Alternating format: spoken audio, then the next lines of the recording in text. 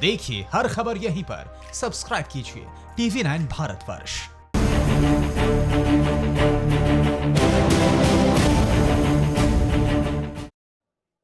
नमस्कार, देश के सबसे विश्वसनीय कोरोना समाचार बुलेटिन में आपका स्वागत है। आपके साथ मैं हूं सुमेरा खान।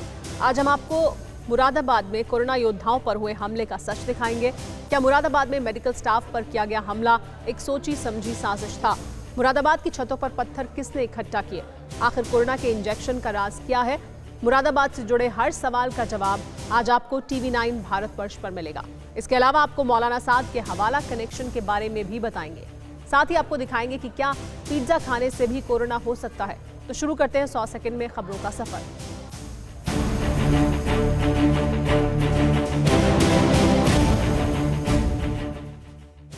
TV9 भारतवर्ष आज आपको मुरादाबाद में मेडिकल टीम पर हमले का पूरा सच दिखाने जा रहा है। 100 सेकंड में आप देखिए कोरोना योद्धाओं के खिलाफ सबसे बड़ी साजिश का खुलासा।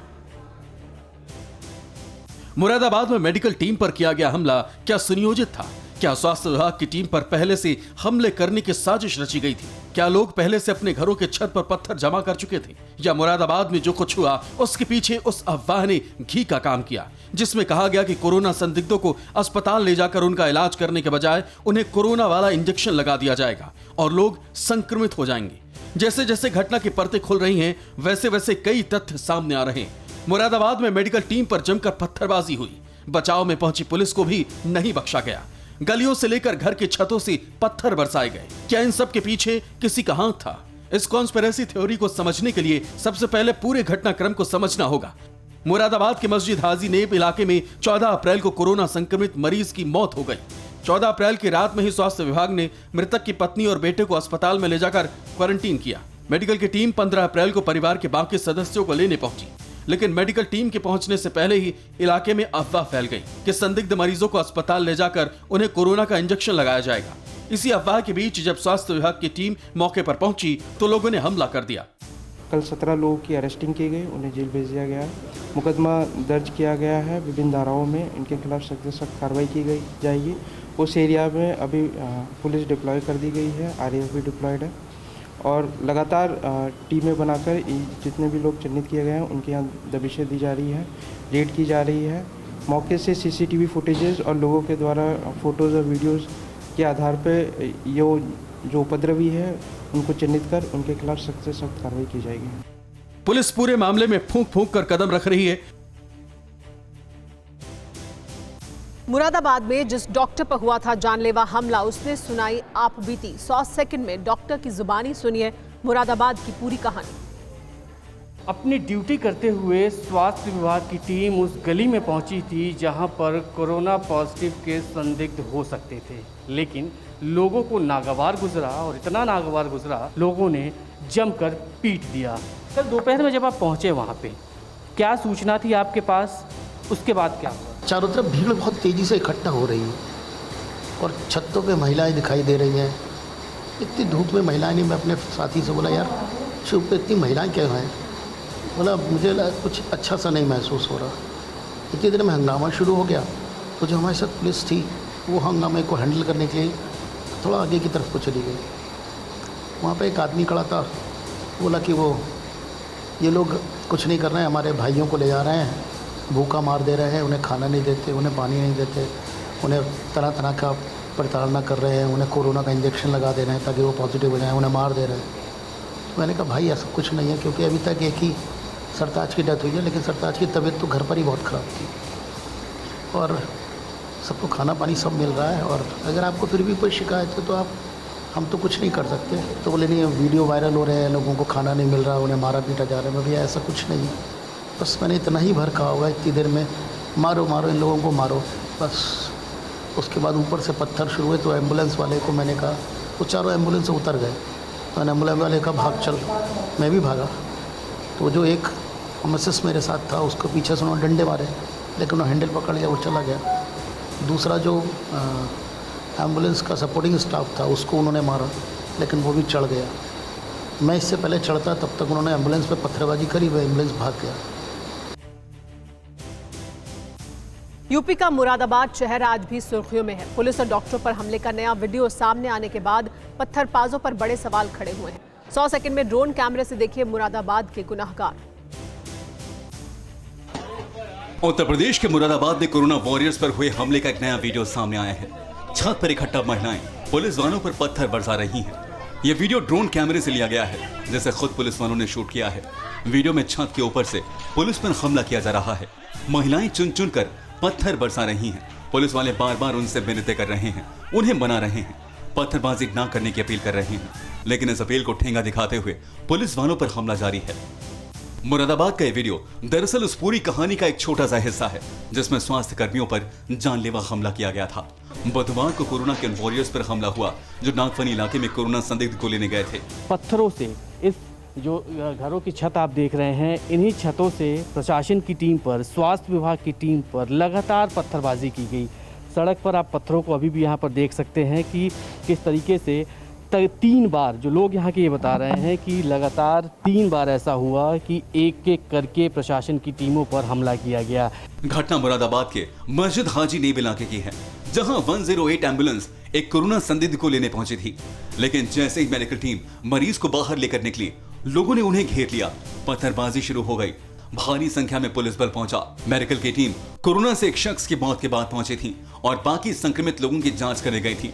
कल घटना से जुड़े कई वीडियो सामने आए। कुल 17 लोग गिरफ्तार हुए हैं। 17 में 7 महिलाएं हैं, 10 पुरुष हैं, लेकिन 200 से भी ज़्यादा ऐसे लोग हैं जो इस पूरे पत्थरबाजी कांड में शामिल थे। उनकी अब उस रिकॉर्डिंग के आधार पर पहचान की जा रही है, ताकि उनको भी जल्द से जल्द गिरफ्तार किया जा सके। आज भी एक वीडियो सामने आया, जो ड्रोन की निगाह से उस पूरी घटना की परतें खोल रहा है। दिल्ली में एक पिज्जा डिलीवरी बॉय के कोरोना संक्रमित पाए जाने के बाद हड़कंप है। ऑनलाइन पिज्जा मंगाने वाले 72 लोगों को उनके घर में ही आइसोलेट कर दिया गया है और पिज्जा आउटलेट को भी सील कर दिया गया है। दिल्ली के रहने वालों के लिए खबर सावधान करने वाली है। अगर आप लॉकडाउन के दौरान ऑनलाइन डिलीवरी से खाने पीने की चीजें मंगाते हैं तो अलर्ट हो जाइए, क्योंकि एक पिज्जा डिलीवरी करने वाले की लापरवाही से 72 लोगों की जिंदगी खतरे में पड़ गई। दरअसल pizza delivery boy corona positive निकला। इसके बाद साउथ दिल्ली के हौज खास और मालवीय नगर के 72 लोगों को होम क्वारंटीन कर दिया गया है।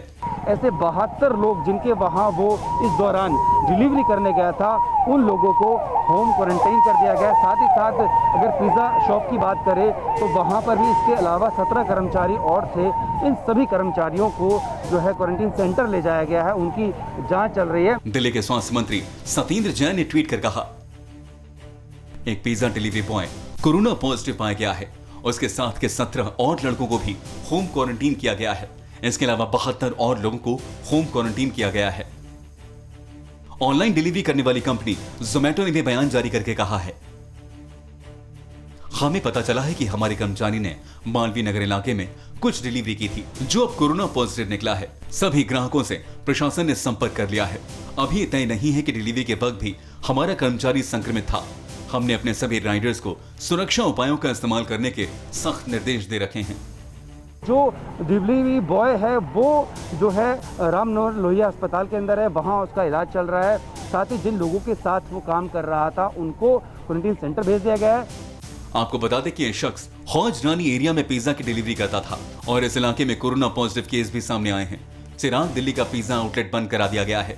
जाहिर है अब आसपास के पिज्जा के शौकीन लोग इस खबर के बाद तनाव में आ गए हैं।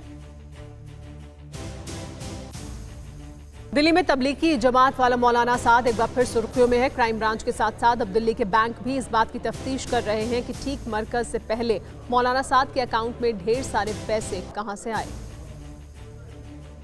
तबलीगी जमात वाले मौलाना साद का काला चिट्ठा अब धीरे धीरे लोगों के सामने आ रहा है। क्राइम ब्रांच के सूत्रों के हवाले से TV9 भारतवर्ष को खबर मिली है कि दिल्ली के निजामुद्दीन में तबलीगी मरकज से ठीक पहले मौलाना साद के बैंक अकाउंट में विदेशों से भारी फंडिंग हुई थी।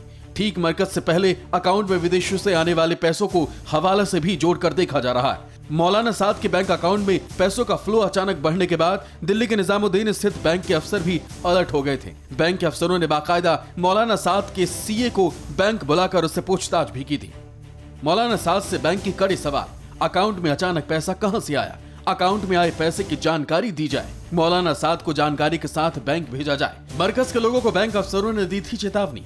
बैंक के अफसरों ने मौलाना साद के लोगों को चेतावनी दी थी कि अगर उसे पैसों के बारे में जानकारी नहीं दी गई तो 31 मार्च के बाद मौलाना के अकाउंट में ट्रांजैक्शन को रोक दिया जाएगा। आपको बता दें कि दिल्ली पुलिस की क्राइम ब्रांच ने तबलीगी जमात के खिलाफ दर्ज FIR में गैर इरादतन हत्या की धारा भी जोड़ दी। इसके अलावा दिल्ली में हुए तबलीगी जमात में शामिल 1890 विदेशी नागरिकों के खिलाफ लुकआउट सर्कुलर जारी किया गया है। ऐसा पहली बार है जब एक साथ इतने लोगों के खिलाफ लुकआउट नोटिस जारी किया गया है। इसके अलावा क्राइम ब्रांच ने मरकज से जुड़े 18 लोगों को नोटिस जारी कर जांच में शामिल होने को कहा है। दूसरी ओर मौलाना साद का हवाला कनेक्शन सामने आने के बाद दिल्ली पुलिस की क्राइम ब्रांच ने अपनी जांच का दायरा और बढ़ा दिया है। क्राइम ब्रांच के अफसरों ने अब मरकज के पिछले 3 साल के income tax detail, pan card number, bank account की डिटेल और बैंक स्टेटमेंट की डिटेल मांगी है। 1 जनवरी 2019 से अब तक मरकज में हुए सभी धार्मिक आयोजन और उस दौरान हुए खर्चे का ब्यौरा भी मांगा गया है। जाहिर है अब मौलाना साद का अकाउंट ही उसके सारे काले राज खोलेगा। उत्तर प्रदेश में आज कोरोना के कितने मामले सामने आए, 100 सेकंड में देखिए ये पूरी रिपोर्ट। उत्तर प्रदेश में कोरोना संक्रमण के मामलों में लगातार इजाफा हो रहा है। राजधानी लखनऊ का सदर इलाका कोरोना का सबसे बड़ा हॉटस्पॉट बनकर उभरा है। पूरे लखनऊ में कोरोना के 77 मामलों में सिर्फ सदर इलाके से 59 मामले आए। बढ़ते मामलों को देखते हुए सदर को सील कर दिया गया है। यूपी में कोरोना संक्रमित नए 21 मरीजों की पुष्टि हुई। उन्नाव में पहला मरीज मिला है, जबकि राजधानी लखनऊ में एक और मरीज कोरोना संक्रमित पाया गया। यूपी में कोरोना से अब तक 11 लोगों की मौत हो चुकी। राजधानी लखनऊ में कोरोना के 77 मामले सामने आ चुके हैं। सिर्फ सदर इलाके में ही 59 मामले आने के बाद इलाके को 3 जोन में बांटा गया है। सदर इलाके की निगरानी के लिए 80 CCTV कैमरे लगाए गए। इलाके में ड्रोन से भी निगरानी की जा रही है। मेरे पीछे है लखनऊ का सदर इलाका, जो कि कोरोना का प्रदेश का सबसे बड़ा हॉटस्पॉट बन चुका है। इस इलाके को सील कर दिया गया और सील करने के साथ ही जो तमाम जरूरी कार्रवाई है वो यहाँ पर की जा रही है। इस पूरे इलाके को सैनिटाइज किया गया है। अब तक यहाँ से 59 कोरोना संक्रमित मरीज मिल चुके हैं, जिनको अलग अलग अस्पतालों में भर्ती कराया गया है। परसों ही सबसे ज़्यादा संख्या में यानी 28 की तादाद में केस सामने आने के बाद पुलिस और प्रशासन ने यहाँ पहरा और कड़ा कर दिया है। इसके तहत पूरे सदर इलाके को 3 भागों में बांट दिया गया है। उत्तर प्रदेश के बाकी जिलों की बात करें तो आगरा में 19 और नए मरीज मिले, जिससे कुल संक्रमित मरीजों की संख्या 167 हो गई। ताजा आंकड़े मिलने तक यूपी में कोरोना संक्रमित मरीजों की कुल संख्या 748 हो गई, जिसमें से 447 मरीज तबलीगी जमात से संबंधित बताए जा रहे हैं। इस इलाके को लगातार मैपिंग की जा रही है और जितने भी लोग यहाँ पर रहने वाले हैं, लगभग 7000 के आसपास की आबादी इस इलाके की बताई जाती है। उन सभी लोगों को आइडेंटिफाई करने के बाद जो घर हैं उसमें जितने भी घर हैं उसमें 4 टीमें लगाई गई हैं। उन घरों में जाकर के लोगों का सैंपलिंग कर रही है, उनका चिकित्सीय परीक्षण किया जा रहा है। लॉकडाउन के दौरान आप घर बैठे कोरोना को हरा सकते हैं। 100 सेकंड में देखिए कैसे कर सकते हैं आप ये काम। लॉकडाउन के दौरान खुद को कोरोना जैसी खतरनाक बीमारी से दूर रखने का घरेलू नुस्खा भी अपनाना होगा। लॉकडाउन का ऐलान करते समय प्रधानमंत्री मोदी ने आयुष मंत्रालय की गाइडलाइन का जिक्र किया था। लोगों को काढ़ा पीने का सुझाव दिया था। जो लोग उस गाइडलाइन को नहीं पढ़ पाए, TV9 भारतवर्ष उन्हें काढ़ा बनाने का तरीका बताएगा। लिहाजा इस रिपोर्ट को बहुत ध्यान से देखिए।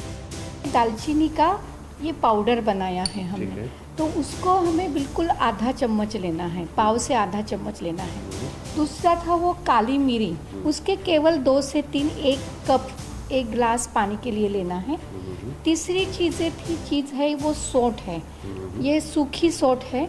और उसका अदरक अगर मिला तो वो अदरक हम कद्दूकस करके ले सकते हैं। फिर हमें काली मुनक्का, जिसको काली द्राक्ष भी कहते हैं, किशमिश कहते हैं यहाँ पे, तो ये 5 से 6 दाने लेने हैं एक कप पानी के लिए। और ये तुलसी के पत्ते 5 से 10 ये अगर लिया तो जब पानी हम उबालने के लिए रखते हैं, पानी उबलने के बाद ये सबकी पाउडर एक साथ या एक एक करके अगर हम एक डालें तो ये जब उबलेगा तब उसको तुरंत ये डालने के बाद 1 आध मिनट के लिए उबालिए। ये जितने भी ये दालचीनी है, काली मिरी है या सौंठ है या तुलसी है, ये सब में वोलाटाइल ऑयल है। काढ़े में वो कमाल है जो आपकी प्रतिरोधक क्षमता को बढ़ाएगा, यानी ये काढ़ा इम्यून बूस्टर का काम करेगा। तो ये वो चीज़ें थी जो आप घर में भी बैठ के बना सकते हैं और आप भी कोरोना से लड़ने में यह एक प्रतिरोधक मार्ग क्षमता की तरह काम आता है। तो ज़्यादा ज़रूरी है कि घर में 2 बार इसका इस्तेमाल करें और कोरोना जैसी गंभीर बीमारी से बच सकें। दिल्ली में हॉटस्पॉट की संख्या बढ़कर 57 हो गई है। 100 सेकंड में देखिए कैसे तय होगा हॉटस्पॉट। दिल्ली में हॉटस्पॉट की संख्या लगातार बढ़ती जा रही है। दिल्ली सरकार के आंकड़ों के मुताबिक अब तक दिल्ली में 57 हॉटस्पॉट हो चुके हैं। जो पूरा पहले मामला था, पहले दिल्ली सरकार ने ये तय किया था कि 10 मरीज पे एक हॉटस्पॉट डिक्लेयर किया जाएगा। बाद में सेंसिटिव मामला होने के बाद उन्होंने 3 लोगों पर एक हॉटस्पॉट कर दिया। मतलब अगर किसी इलाके में 3 मरीज आ रहे हैं तो उसको हॉटस्पॉट डिक्लेयर कर दिया। अब देखिए, मैं एक तस्वीर दिखाना चाह रहा हूँ। सामने में पुलिस पिकेट है। हॉटस्पॉट वाली जगह पे पुलिस को जो है तैनात किया गया है और वहाँ पे हर आने जाने वाली पे नज़र रखी जा रही है। जो बैरिकेड बना हुआ है, बैरिकेड के बगल में आप जा नहीं सकते हैं और बैरिकेड के आगे कोई किसी भी तरह की एंट्री नहीं है। अब सवाल ये उठता है कि दिल्ली का सबसे बड़ा हॉटस्पॉट कौन? अगर हम बात करें तो निज़ामुद्दीन एरिया जो है वो दिल्ली का सबसे बड़ा हॉटस्पॉट है, जहां मरकज़ में शामिल होने के लिए जमाती आए थे और उस हॉटस्पॉट के आसपास लगभग 23,000 लोगों को क्वारंटाइन किया गया है एक तरीके से। और अगर छोटे हॉटस्पॉट की बात करें तो जो गलियों में होते हैं उसमें तकरीबन 400 से 500 लोगों को क्वारंटीन किया जा रहा है। सरकार की मंशा ये है कि जो इलाके पहले से संक्रमित हो चुके हैं उसको वही कंटेन किया जाए, दूसरी तरफ नया कोई इलाका पैदा न हो उसकी जो है कोशिश में लगी है। दिल्ली सरकार के लिए एक राहत भरी खबर ये है कि अब तक जितने हॉटस्पॉट चिन्हित किए गए हैं वहाँ जो पहले से मरीज थे वहाँ अब किसी प्रकार के नए मरीज की तादाद फिलहाल सरकार को देखने को नहीं मिल रही है और फिलहाल किसी भी हॉटस्पॉट को अभी तक जो है वो ग्रीन जोन में तब्दील नहीं किया गया है, सभी के सभी रेड जोन में ही है। सरकार अब भी इस बात का इंतजार कर रही है स्वास्थ्य मंत्रालय के साथ बैठ के, केंद्रीय स्वास्थ्य मंत्रालय के साथ, कि किस तरीके से वहाँ मरीजों की संख्या कम हो और अगर कम हुई है तो उसको किस तरह से जोन डिफाइन किया जाए। पश्चिम बंगाल के मुर्शिदाबाद में भूख और प्यास से परेशान लोग सड़कों पर उतर गए। 100 सेकंड में देखिए सरकार की लापरवाही से जुड़ी ये रिपोर्ट। सड़कों पर हजारों लोगों का हुजूम, हर तरफ शोर शराबा और हंगामा। सड़कों पर उतरे लोगों को खाना चाहिए, पानी चाहिए और जिंदा रहने का इंतजाम चाहिए। तस्वीरें पश्चिम बंगाल के मुर्शिदाबाद की हैं। लॉकडाउन के बीच भूख से परेशान लोग सड़क पर उतर आए। लोगों की शिकायत है कि लॉकडाउन के बाद उनकी नौकरी चली गई। सरकार ने दावा किया था कि कोरोना के खिलाफ चल रही जंग में वो उनके साथ हैं, लेकिन जैसे जैसे लॉकडाउन की मियाद बढ़ती गई, लोगों के सब्र का बांध टूटता गया और भूख प्यास से परेशान लोग घरों से बाहर आ गए। आंदोलन पर उतरे लोग अनाज मांग रहे हैं, दवा मांग रहे हैं, अपने करीबियों के लिए इलाज मांग रहे हैं, लेकिन लॉकडाउन में इन्हें कुछ भी नसीब नहीं हो रहा। भारी संख्या में महिलाएं, बुजुर्ग और बच्चे बाहर निकल आए। लोगों का गुस्सा बढ़ता देख प्रशासन की टीम मौके पर पहुंची। लोगों से घरों में लौटने की अपील की गई, लेकिन बात नहीं बनी। लोग प्रशासन के वादे पर भरोसा करने को तैयार नहीं हैं। हजारों की संख्या में बाहर निकले लोगों में ज्यादातर दिहाड़ी मजदूर हैं। बाकी वो लोग हैं जो छोटी मोटी नौकरी करते थे, लेकिन कोरोना की वजह से हुए लॉकडाउन में इनका रोजगार चला गया। सरकार ने बार बार दावा किया था कि लॉकडाउन में फंसे लोगों के घरों तक जरूरी सामान पहुंचाया जाएगा, लेकिन शायद ममता सरकार को इससे कोई सरोकार नहीं है। पश्चिम बंगाल में कोरोना के खिलाफ चल रही जंग में सरकारी तौर पर ऐसी कोई खबर नहीं आई जिससे किसी को सुकून मिला हो। हाल के दिनों में तुष्टीकरण के नाम पर कुछ बाजार खुलवाने और लोगों को छूट देने की खबर जरूर आई। ममता सरकार लॉकडाउन के दौरान भी सियासत में मशगूल नजर आई, लेकिन बंगाल की आम जनता को मुसीबत की इस घड़ी में राहत कैसे दी जाए, इसे लेकर कोई गंभीरता नहीं दिखी। ऐसे में उम्मीद की जा रही है कि सरकार सियासत का रास्ता छोड़कर लोगों को राहत देने का रास्ता चुने। अमृतसर पुलिस लॉकडाउन का पालन कराने के लिए गांधीगिरी से उतर आई है। 100 सेकंड में देखिए पुलिस का नैतिक पाठ। अमृतसर की सड़कों की तस्वीरें देखने के बाद यह कहना मुश्किल है कि यहाँ लॉकडाउन लगा है या लोग रोजमर्रा की जिंदगी जी रहे हैं। प्रशासन के लाख सख्ती के बावजूद लोग बेबाक होकर घरों के बाहर घूमते दिखाई दे रहे हैं। ऐसे में अमृतसर पुलिस ने सख्ती का रास्ता छोड़ लोगों को नैतिकता का पाठ पढ़ाया। पुलिस ने लॉकडाउन का उल्लंघन कर रहे लोगों के साथ गांधीगिरी दिखाई, उनके अंदर का एहसास जगाने की कोशिश की। लोगों के हाथ उठवाकर ये शपथ दिलाई कि वो बिना किसी इमरजेंसी के घर से बाहर नहीं निकलेंगे। हम सभी पुलिस स्टेशनों में ऐसा ही सभी नाकाबंदी पर रोक कर लोगों को समझा बुझा रहे हैं कि लोग अपने घरों में रहें। पुलिस की कोशिश सिर्फ इसलिए है ताकि लोगों को किसी भी हाल में घरों में रहने की सीख दी जाए। कोरोना संकट के काल में प्रशासन की कोशिश है कि जितना हो सके सख्ती से बचा जाए। के अगेंस्ट जो भी जिनके पास तो कर्फ्यू पास है, इमरजेंसी सर्विसेज वाले हैं, उनको तो हम अलाउ कर रहे हैं, और जिनके पास ऐसा कोई भी परमिशन नहीं है मूवमेंट का, उनको इनके अगेंस्ट हम 188 IPC का केस रजिस्टर कर रहे हैं। पुलिस की गांधीगिरी देख लोग हैरान भी हैं। पुलिस ने जो पाठ पढ़ाया उसका असर भी दिखा। जो लोग बिना वजह बाहर घूम रहे थे उन्होंने वादा किया कि आइंदा बिना किसी जरूरत के बाहर नहीं निकलेंगे। मजबूरियां भी कुछ एक चीज़ होती है। हमें जिस जगह पे जाना है वहाँ पे हमें जाना ही पड़ता है, क्योंकि मेरे पास जो है 6 से 7 आदमी का स्टाफ है। अगर मैं उस जगह पे नहीं जाऊँगा तो उनको खाना कौन प्रोवाइड करेगा। कोरोना से भिड़ने के लिए जब पूरे देश में लॉकडाउन का ऐलान किया गया, तब पंजाब सरकार ने राज्य में कर्फ्यू का ऐलान किया था, लेकिन लॉकडाउन के दूसरे हिस्से में कर्फ्यू बढ़ाने का इरादा टाल दिया गया। शायद यही वजह है कि लोग काफी संख्या में सड़कों पर नजर आने लगे, जिसे रोकने के लिए अमृतसर पुलिस एक अलग पहल कर रही है। उम्मीद है लोग पुलिस की पहल का सम्मान करेंगे और शहर को इस संक्रमण से बचाने के लिए प्रशासन का साथ देंगे। अब आपको लेकर चलते हैं श्रीनगर, जहां ट्यूलिप गार्डन की खूबसूरती 13 लाख फूलों के साथ अपने पूरे शबाब पर है। पर अफसोस कि कोरोना की काली छाया ने यहां सब कुछ रोक दिया है।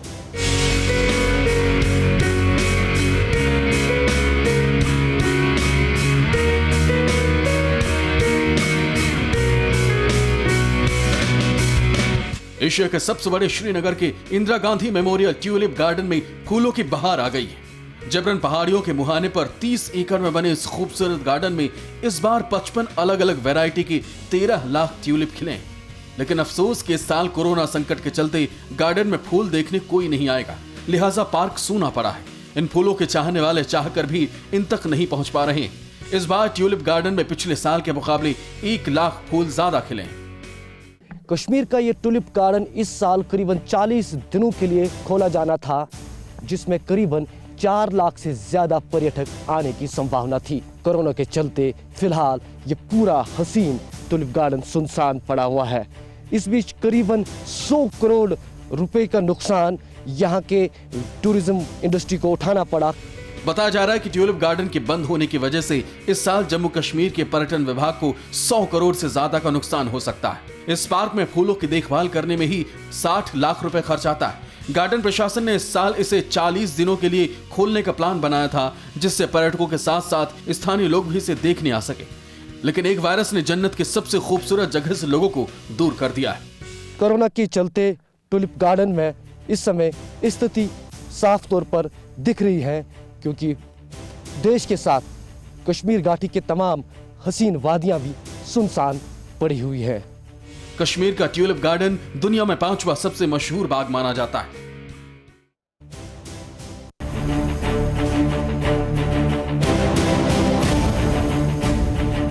न्यूज़ टॉप 9 रोज